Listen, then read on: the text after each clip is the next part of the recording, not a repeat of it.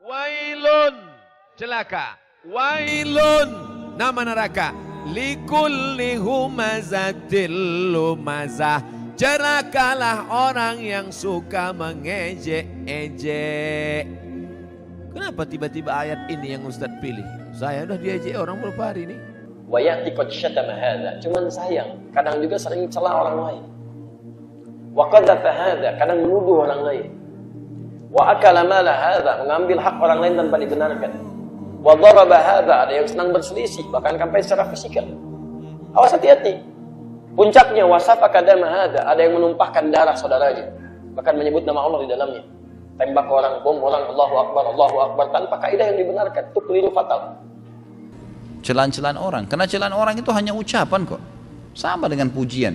Sepanjang lidahnya saja, kamu jelek, sudah selesai. Anggap aja angin lalu. Dia mau bilang jelek, terserah, saya tetap gagah, kan gitu. Bisa saja kita berkata begitu. Saya tetap cantik, saya tetap begini, kita percaya Allah ciptakan saya begini dengan cara baik, sudah. Nggak ada sesuatu yang harus berbekas kok sebenarnya, gitu kan?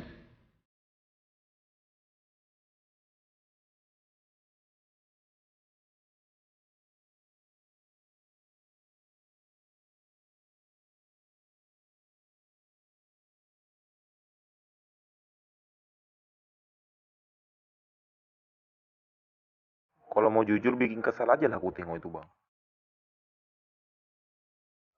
Coba tengok ini woi, bawaannya pengen kutumbu aja kepada dia tuh. Ketawanya nggak ada akhlak bang, coba tengok. Paling nanti kalau dia kutumbu dia bilang lepas tuh bikin kesal lagi bang. Dia bikin klarifikasi, abang tengoklah sendiri. Sangat menyesal. Tengok mulutnya macam comberan aja itu bang. Kepada bapak muka. Cukup segitu aja dulu bang. Gak tahu lah mau ngomong apa lagi. Saya doakan bagi kalian yang sudah subscribe, semoga dilancarkan semua urusannya. Assalamualaikum.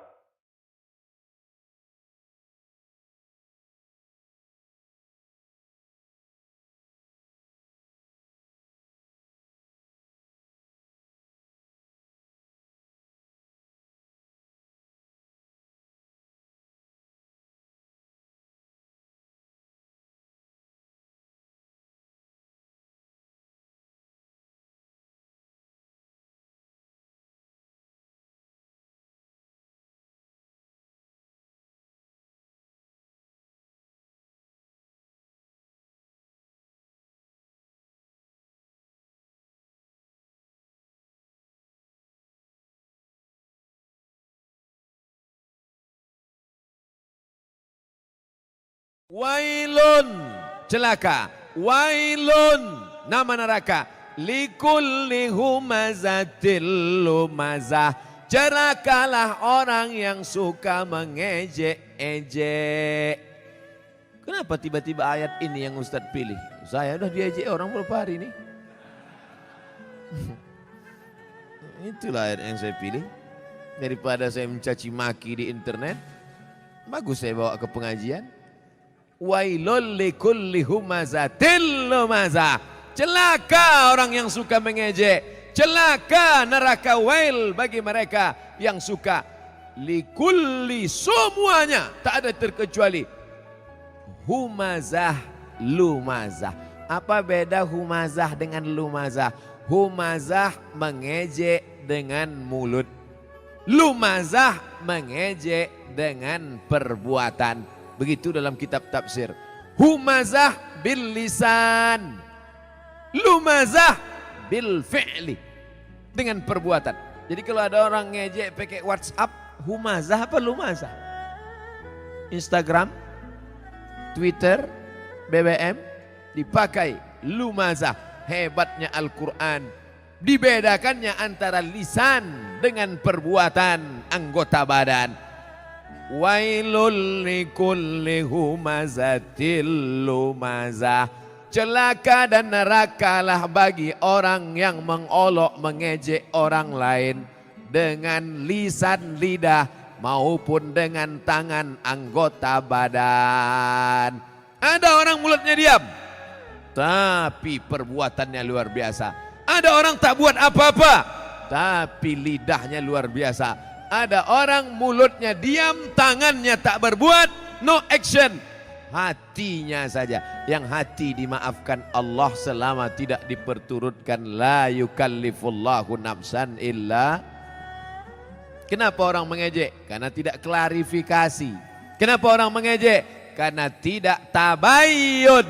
In ja'akum fasiqum binaba'in. Kalau datang orang membawa berita, fatabayyanu, klarifik. Jama'a malau addadah, mengumpulkan harta, menghitung, dikumpul, dihitung sampai akhirnya mati.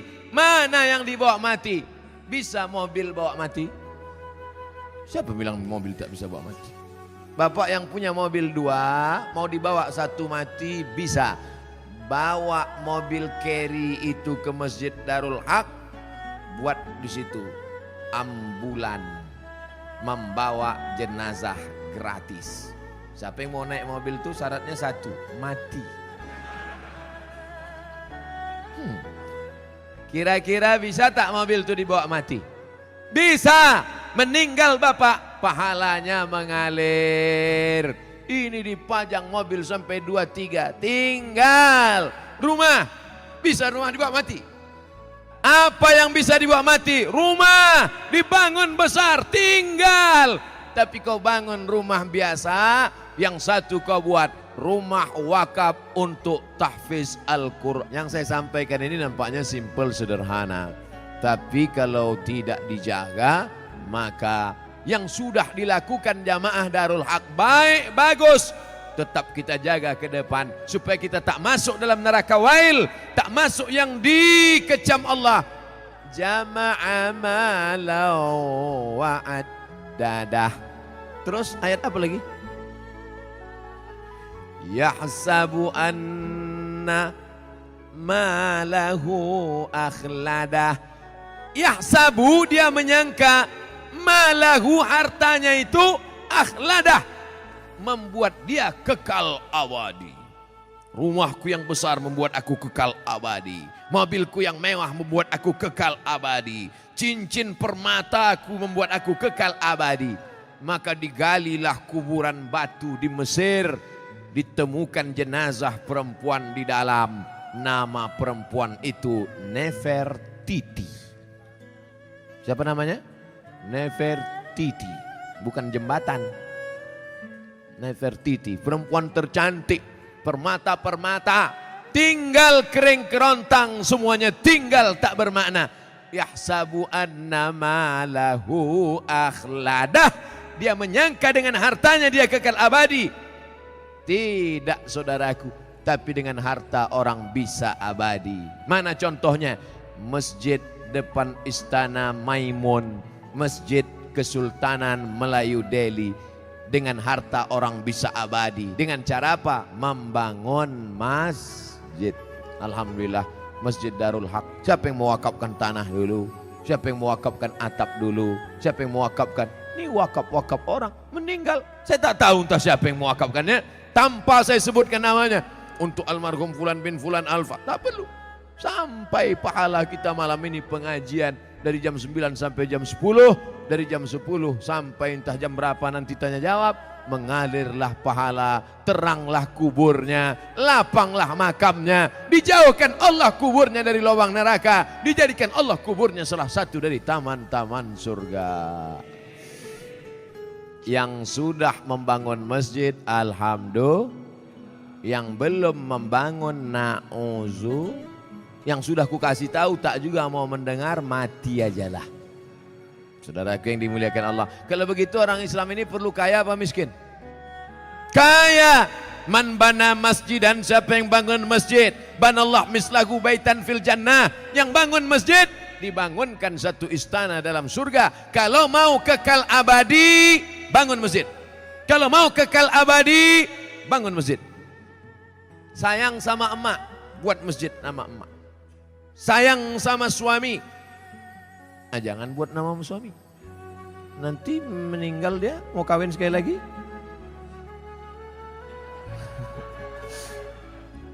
Buatlah nama masjidnya As-Salihin, masjidnya orang-orang soleh.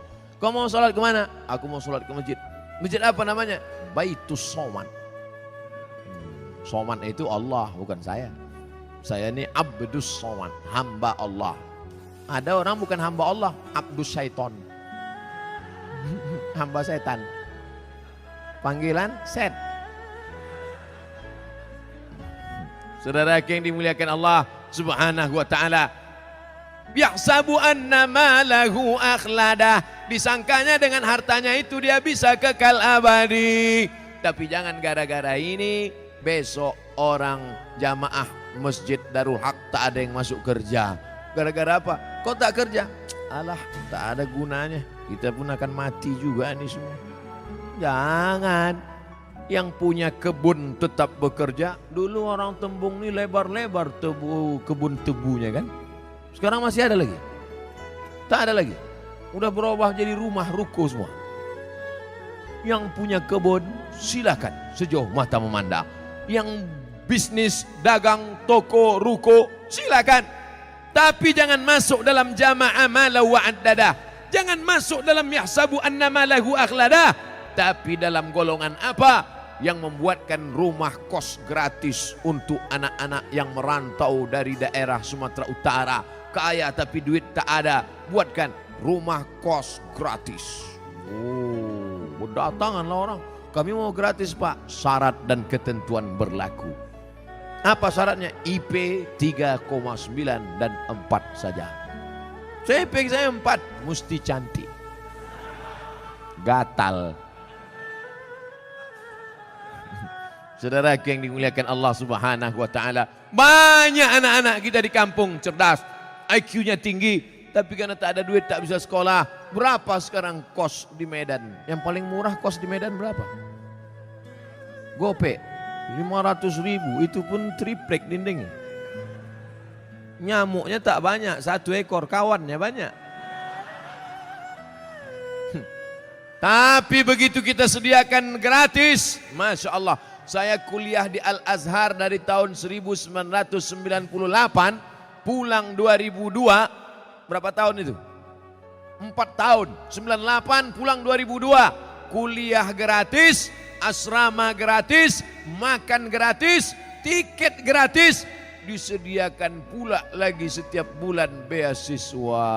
Dari mana itu?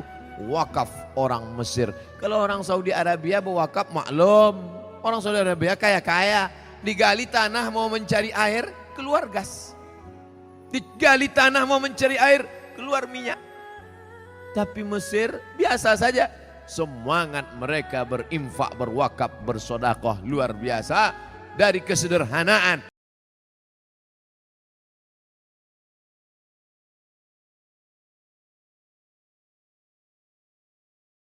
Orang-orang yang walaupun rajin ibadah ritualnya, tapi tidak bisa menjaga takwa sosialnya.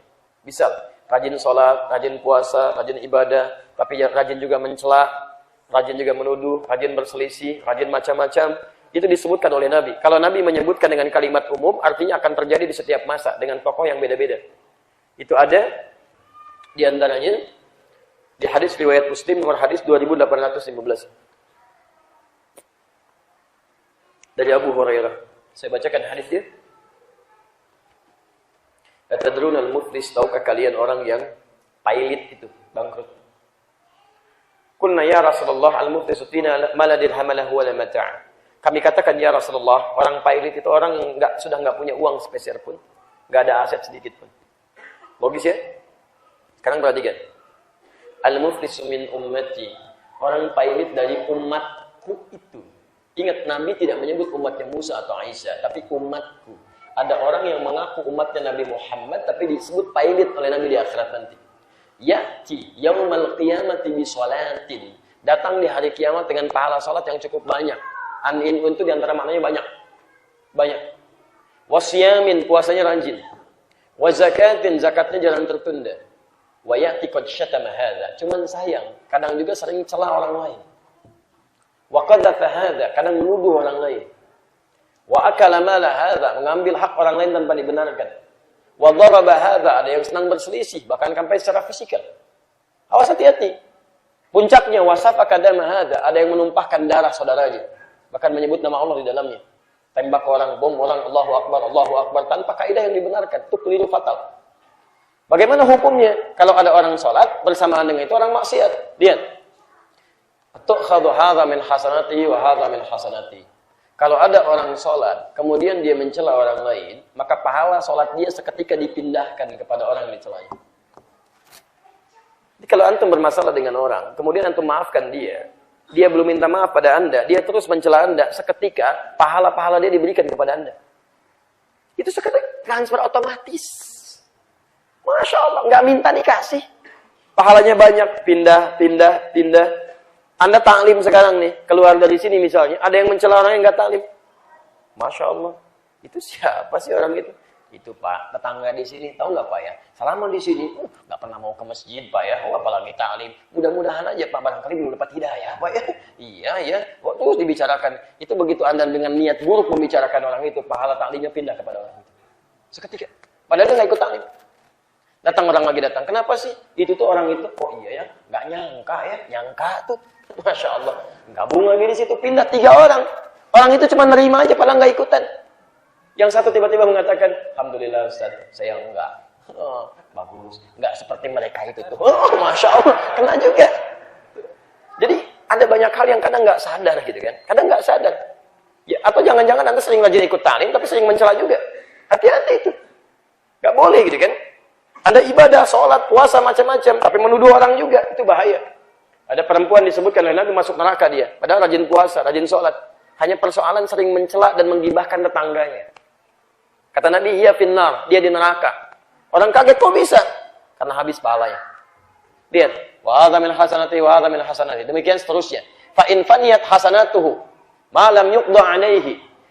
Tapi jika habis kebaikannya, sementara masih ada keburukan yang dilakukan, misal masih ada dosa satu, pernah zalimi orang, tapi bekal kebaikan sudah nggak ada untuk menembusnya. Maka yang terjadi, diambillah keburukan orang ini. Tu'khadhu min khatayahum. Diambil keburukan orang ini, ditimpakan kepada orang yang ini, faturiha finnar. Maka kehabisan bekal dia, dimasukkanlah ke dalam neraka. Silakan Anda cek sampai dengan hari ini. Kita bermuhasabah masing-masing. Berapa kali kita berpikir buruk tentang orang lain? Berapa kali kita berprasangka tidak baik kepada Allah Subhanahu wa Ta'ala? Berapa kali lisan kita bertutur yang tidak baik? Jangan-jangan seringkali kita mengajak pada taklim sesuai Al-Quran, Sunnah, tingkatkan takwa, tapi perilaku kita tidak menunjukkan sifat ketakwaan pada Allah Subhanahu wa Ta'ala.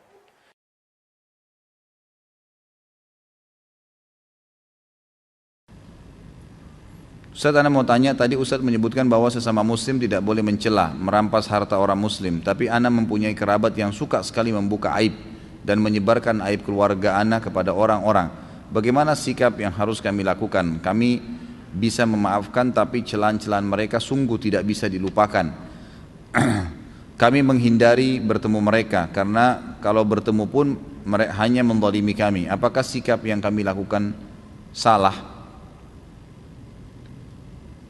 Baik, kalau ada orang-orang di antara kerabat kita yang jahat seperti ini, kita boleh menjaga batas atau membatasi hubungan, tapi bukan memutusnya.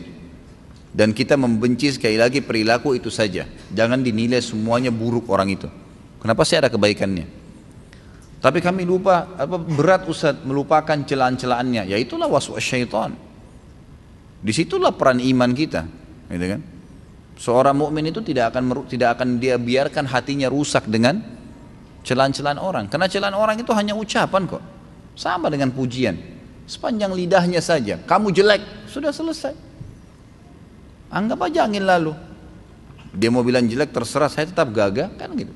Bisa saja kita berkata begitu.